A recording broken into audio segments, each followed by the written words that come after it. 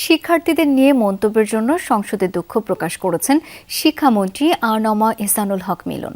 সংসদে তিনি বলেছেন, কাউকে উদ্দেশ্য করে তিনি কিছু বলেননি, তারপরও ব্যক্তিগত মন্তব্যে কেউ আহত হলে সেজন্য দুঃখ প্রকাশ করেন শিক্ষামন্ত্রী।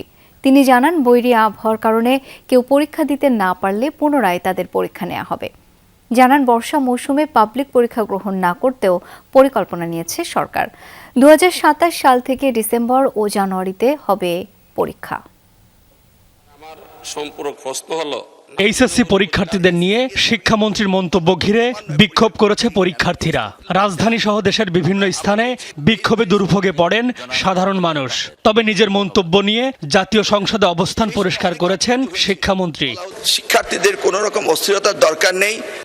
ব্যক্তিগত মন্তব্য নিয়ে অনেকের আপত্তির কথা উল্লেখ করে সংসদে শিক্ষামন্ত্রী বলেন, কাউকে উদ্দেশ্য করে তিনি কিছু বলেননি, তারপরও কেউ আঘাত পেয়ে থাকলে দুঃখ প্রকাশ করেন ডক্টর মিলন। আমার ব্যক্তিগত মন্তব্য সেটি নিয়ে অনেকেই আপত্তি করেছেন।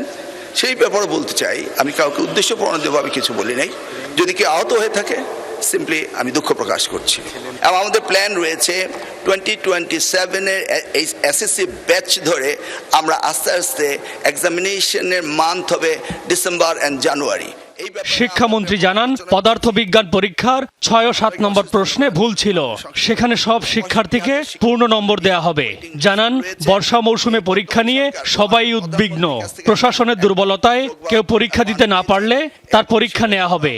আমাদেরকে পুনরায় পরীক্ষা নিতেই হবে। এই ক্ষেত্রে আমরা ভেবেচিন্তে দেখেছি যে চিরাং বোর্ডের পরীক্ষা আরেকটি প্রশ্নপত্রের সেটে যখন আমরা নিতে যাব, ফিজিক্স সেকেন্ড পেপার, যুক্তিবিদ্যা এবং হিসাব বিজ্ঞান, সেই সময়ে আমরা এই পরীক্ষাটি পুনরায় নেওয়ার ব্যবস্থা করতে পারবো। আবার অনুরোধ করব, শিক্ষার্থীরা যার যার পড়ার টেবিলে ফিরে যাক। আমরাই উদ্বিগ্ন তাদের চেয়ে বেশি কিভাবে তাদেরকে আমরা পরীক্ষা সঠিকভাবে নেব। প্রসঙ্গ পাল্টে শিক্ষামন্ত্রী জানান, রাজনৈতিক কারণে দীর্ঘদিন বগুড়া বিশ্ববিদ্যালয় চালু হয়নি। আইন সংশোধন করে বগুড়া বিশ্ববিদ্যালয় বিল 2026 সংসদে পাশ হয়েছে। শতকরা 95% পুরাতন বিলটিকে পরিবর্তন এনে নতুন বিল আনা হয়েছে। এটি একটি সম্পূর্ণ যুগোপযোগী বিল। যেই বিশ্ববিদ্যালয় আইন বগুড়া বিশ্ববিদ্যালয় প্রতিষ্ঠিত হলে সেই আদলে আমরা অন্যান্য বিশ্ববিদ্যালয়গুলো করব বলে আমরা চিন্তা ভাবনা করছি। এছাড়া কাতারের সাবেক আমির শেখ হামাদ বিন খলিফা আল থানির মৃত্যুতে সংসদে শোক প্রস্তাব পাশ হয়। বুধবার বাংলাদেশে জাতীয় শোক দিবস পালন ও জাতীয় পতাকা অর্ধনমিত রাখা হবে। শোক প্রস্তাবটি সর্বসম্মতিক্রমে গ্রহণ করা হলো। এমি আজিজ, যমুনা নিউজ, ঢাকা।